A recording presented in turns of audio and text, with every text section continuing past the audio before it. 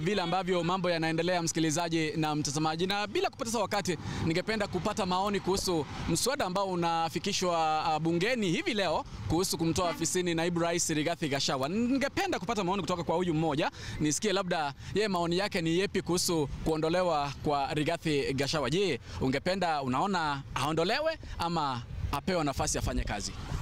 Asante sana kwa nafasi. Mimi kwa majina ni Anthony Nyangena na ninafanya biashara hapa Suneka katika taxi stage. Naweza sema ni kwamba kuondolewa kwa Rigathi Gachagua, mimi kama mtu binafsi siwezi kuamua, kwa sababu kuna wachumbe wale wako bunge ambao wanachua sheria vile iko, ndio wataangalia ikiwa Gachagua amevunja sheria au ndio wanachua ni hatua gani inafaa kuchukuliwa, na kama hajavunja sheria bado hiyo mswada wanaweza kukatalia mbali. Lakini wanasema kwamba huwa anazungumza sana kuhusu watu wa Mlima Kenya, asungumzi kuhusu wa Kenya kwa ujumla. Wewe unaona siasa yake ambayo amekuwa akifanya iko sawa ama ina dosari? Hiyo sasa akiongea hivyo, hiyo ndio sasa kubagua. Hiyo maneno ya kubagua ndio sasa hatutaki. Ikiwa sasa amefanya mama ameongea maneno ya kubaguana, hiyo sasa hiyo itakuwa ni kufunja sheria. Sasa ikiwa amefunja sheria, wabunge wako na jukumu la kumchukulia hatua ya kisheria kulingana na katiba. Asante sana, ningependa pia kusikia kutoka kwa mwingine hapa majina na unaonaje? Mimi kwa majina ninaitwa Fred Donduko, natoka side za Bitare, Bonchari, lakini mimi ni mwanabiashara wa hapa Suneka. Mimi kulingana vile naona Gachagua kuna panganga mingi sana. Yale maneno najua aliyekwa kiti ili atuongoze, ili atujali maslahi moso ya vijana, moso kama sisi wananchi wenye tulipiga kura ma wana Kenya. Sasa ile maneno yake mingi atujenga, angalia vile uzima saa hii. Saa hii tumeishi na madeni. Tumeishi tunaanza tukupata shilingi 10 ni stress. So mimi ombi langu wacha akaya kando nje kidogo, tuone vile kama rais atapeleka kiti vizuri. Hino ombi langu kama mimi Jen sema kijana. Sijui wewe pia maoni yako ni yapi? Kwanza kabisa mimi majina ni Clinton Mayore, mkazi wa Bonchari kutoka huko Suneka.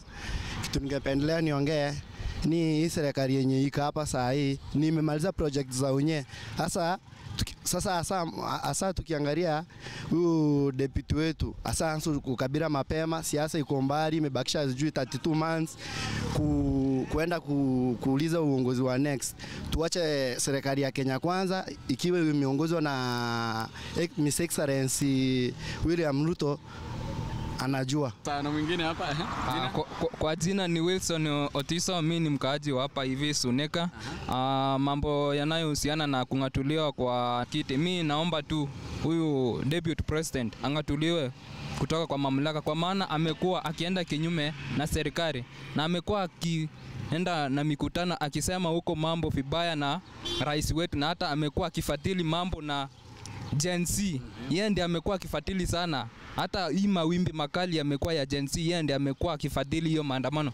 Tunaomba sisi kama wakaaji wa Kisii, huyu naibu wa rais ang'olewe kutoka mamlakani na rais aweze kuangalia mtu mwingine ambaye ataweka katika kumsaidia katika kazi yake. Naomba ang'olewe kabisa kwa mamlaka. Atufanyi kazi. Naona amekuwa akienda kinyume na sheria ya Kenya. Kwa niaba yangu naona huyo mzee wamwache afanye kazi, kwa sababu walipiwa kura wakiwa wawili. Na hakuna haja ya kumtoa wakati imeisha. Msikilizaji na mtazamaji, ni yale ambayo yanaendelea kutoka maeneo tofauti. Kumbuka kwamba ni maoni tu ambayo tulikuwa tunakusanya kutoka maeneo tofauti hasa kutoka kaunti ya Kisii. Wakati ambapo leo mswada ambao ulikuwa unaletwa bungeni wa kumngatua na kumtoa afisini naibu rais Rigathi Gachagua. Kumbuka kwamba mswada huo ushatajwa, ushazungumziwa pale. Sasa kile ambacho kimebaki kwamba ni kujadili, lakini msikilizaji na mtazamaji, ni maoni tu ambayo tunaendelea kuchukua ya Wakenya kuhusu mustakabali wa taifa. Kumbuka kwamba umesikia pale mwingine akisema naibu rais ndiye alikuwa anafadhili maandamano ya Gen Z. Ni those allegations na vile vile wengine wamesema atolewe pale. Ni maoni tu ya Wakenya msikilizaji. na mtazamaji wa AGR FM. Lakini nitachukua kama chini ya muda ya dakika 30 hivi nikuelezea yale ambayo yanaendelea kutoka maeneo tofauti tofauti. Kumbuka kwamba tumekuwa katika bungeni pale tukiangazia na kuangalia vile ambavyo shughuli kuu inaendeshwa pale. Wamesema kwamba mjadala huu utakuwa unajadiliwa baadaye ili kupunguza labda ile mfurugano wa Kenya. So tutangoja tuone vile ambavyo kutakwenda. Lakini maeneo mengine kumbuka kwamba kuna yule ambaye ni mwanaharakati ambaye ni Morara Kebaso alishikwa pale, na kuna yale ambayo aliendelea. Kwanza tuanze kuona kuliendaje jana wakati ambapo alishikwa, msikilizaji na mtazamaji. Morara Kebaso ni mapema kwa sababu hata kwa hii miaka mbili hata hawajafanya Kiambu. Tumeingia DCI Kiambu, ingia pale. Ingia pale hizo. Ingia pale. Pale. Sawa. Wameingia. Hapo ni jana wakati ambapo mwanaharakati Morara Kebaso alikuwa anasafirishwa na wale ambao walimshika wakisema kwamba alikuwa amefanya makosa pale. Alisafirishwa na vile leo wamefanya mazungumzo, alipelekwa pale kortini na vile akatoka pale kwa beli ya shilingi 50,000. Kumbuka kwamba pia jana Ferdinand Waititu pia alikuwa amekamatwa kwa sentiments zake ambazo alikuwa amezungumza, ambazo serikali ilisema kwamba ni za uchochezi. Lakini tukiendelea na hayo, msikilizaji, upande mwingine wanasema kwamba kuna wale wabunge ambao wamesign ile ama ule mswada wa kumtoa afisini naibu rais Rigathi Gachagua, na makosa ambayo walisema kwamba naibu rais amefanya ni makosa 11. Moja ikiwa kwamba gross violation of article 10 cap 2 A, B and C 2747 of the constitution, ambapo wanasema kwamba ni kosa la kwanza ambalo alifanya. Kosa la pili ni gross violation of article 147A1 and 152(1) of the constitution. Kosa la pili ama la tatu ni gross violation ama kukiuka katiba, ukurasa wa 62 pale 12A, 174, 186A, 189A, na vile wanasema kwamba fourth schedule to the constitution. Vile wamesema kwamba naibu rais Rigathi Gachagua alikuwa ameenda kinyume na katiba 100, ukurasa wa 160 na cap 1 pale of the constitution. Ya tano wamesema kwamba pia ni makosa 11 ambayo naibu rais ameenda kinyume kulingana na wale ambao wanataka kumngatua pale. Kumbuka kwamba mbunge wa Kibwezi ambaye ni Mutuse Mwengi ndiye aliyewasilisha mswada huo, msikilizaji na mtazamaji, wakisema kwamba serious reason to believe that Rigathi Gachagua has committed crimes under section 132 of Penal Code and section 129 of the Leadership and Integrity Act. Ni baadhi ya yale makosa ambayo yaliwafanya baadhi ya wabunge kusema kwamba naibu rais hawatoshi kuwa naibu rais. Upande mwingine kumbuka kwamba kuna wale wabunge ambao ni kutoka eneo la Mlima Kenya ambao hawakutia sahihi ule mswada wa kumtoa afisini naibu rais, wakiwemo mbunge Ndindi Nyoro na vile mbunge Babu Wino. Ni baadhi ya wabunge 58 MPs ambao hawakutia sahihi ule mswada wa kumtoa afisini naibu rais Rigathi Gachagua. Lakini jumla ya wabunge 291 wakiwemo majority leader ambaye ni Kimani Ichung'wah, Sabina Chege na vile na wengine wengi ambao walitia saini mswada huo wa kumtoa afisini, msikilizaji. Lakini wakati pia wamejadili mswada huo, Kimani ama Junet Mohamed ambaye ni minority leader amesema kwamba wale wabunge ambao walikuwa wametia sahihi basi waensure kwamba wanapewa ulinzi wa kutosha, jambo ambalo pia liliungwa mkono na majority leader Kimani Ichung'wah. Pia tukiangalia swala hilo, msikilizaji, kumbuka kwamba tulikuwa tumeangazia kuhusu mswada huo wa kumtoa afisini naibu rais Rigathi Gachagua. Pia kuna mswada ambao uliletwa katika bunge la Seneti ambao pia ulikuwa unazungumzia kuhusu kutolewa ama kuondolewa kwa censure motion ambayo ni ya kuondolewa kwa Rais William Samoei Ruto. Ni mswada ambao pia umeletwa pale, msikilizaji na mtazamaji, wakisema kwamba pia vile ambavyo Rais William Samoei Ruto anajiconduct haifai.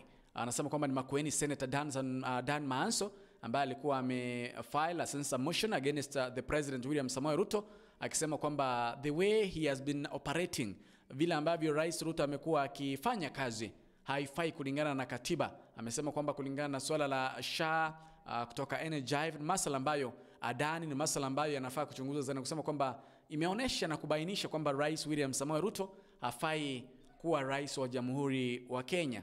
Mswada huo pia ama hiyo censure motion iliwasilishwa katika kwa speaker wa Senate ambaye ni Amason King, msikilizaji na mtazamaji wa AGR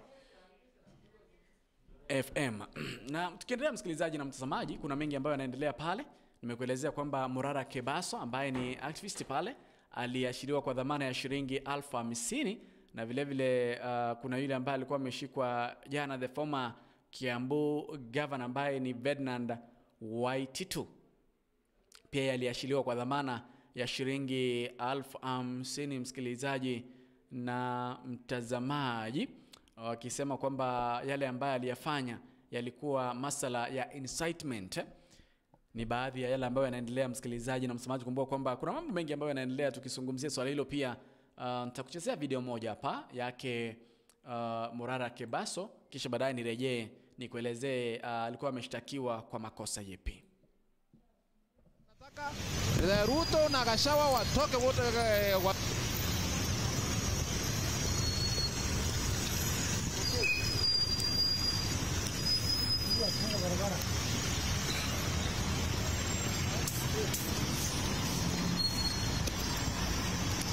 katika eneo la Suneka iko Bonchari na vile vile ni Kisii County. Ningependa kukusanya maoni kidogo kuhusu yale ambayo yanaendelea mstakabali wa taifa na vile vile vile ambavyo mambo yanaendelea msikilizaji na mtazamaji, na bila kupoteza wakati ningependa kupata maoni kuhusu mswada ambao unafikishwa bungeni hivi leo kuhusu kumtoa afisini naibu rais Rigathi Gachagua. Ningependa kupata maoni kutoka kwa huyu mmoja, nisikie labda yeye maoni yake ni yepi kuhusu kuondolewa kwa Rigathi Gachagua. Je, unaona aondolewe ama apewe nafasi afanye kazi? Asante sana kwa nafasi. Mimi kwa majina ni Anthony Nyangena na wakati imeisha, miaka imeisha inaenda, abaki afanye hii miaka yake imebaki kama ni 2, ili mwaka ingine ikikuja waendelee kufanya nini, kutafuta mtu ambao anakele. Kwa majina ni Zakari Ombasa, ni mkaaji wa Suneka. Mimi mswada wa kuimpeach Rigathi Gachagua naona haifai kabisa, sababu Rigathi Gachagua akitafuta kura walitafuta wakiwa na rais wake. So kama kuna story na impeachment, these two people they are supposed to be impeached, all of them. Exactly.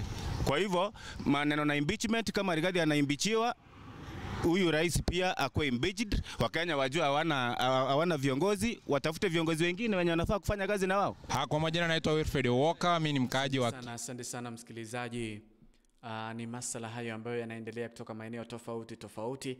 Nilikuwa nimekuelezea kwamba nikirejea nitakuwa na kutaarifu kuhusu mwanabiashara ambaye anajulikana kama David Langat, ambaye inasemekana kwamba Murara Kebaso alikuwa amechapisha taarifa ambayo ilikuwa ya kumkejeli yule ambaye ni mwanabiashara David Langat, lakini amejitokeza akisema kwamba yeye hajaenda katika kituo chochote kuandikisha ripoti kuhusu makosa yake Murara. Hivyo amesema kwamba jambo hilo lichunguzwe zaidi kujua mbona Murara Kebaso alishikwa, kwa sababu David Langat amesema kwamba yeye hajaenda kushtaki kwamba jina lake lilichafuliwa ama Murara Kebaso alimkosea. Sasa swali likibaki ni je, alishikwa?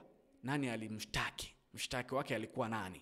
Masala ambayo msikilizaji yanaendelea kuibuka pale wakati ambapo tunaendelea kuangalia yale ambayo yanaendelea msikilizaji na mtazamaji wa AGR FM. Tukiendelea pia, taarifa ni nyingi ambazo ziko hapa msikilizaji, lakini kumbuka kwamba vipindi vyetu vipo hewani masaa 28. So kama uko pale ungependa kupata vipindi vyetu vyote, unakimbia upande ule wa Google Play App Store, download our radio application ili mambo yazidi kuwa shwari msikilizaji na mtazamaji wa AGR. Kumbuka kwamba kuna mechi ya Shabana ambayo ilikuwa inachezwa siku ya Jumamosi, lakini mashabiki walilipa, hawakuruhusiwa ama mechi haikuchezwa. Sasa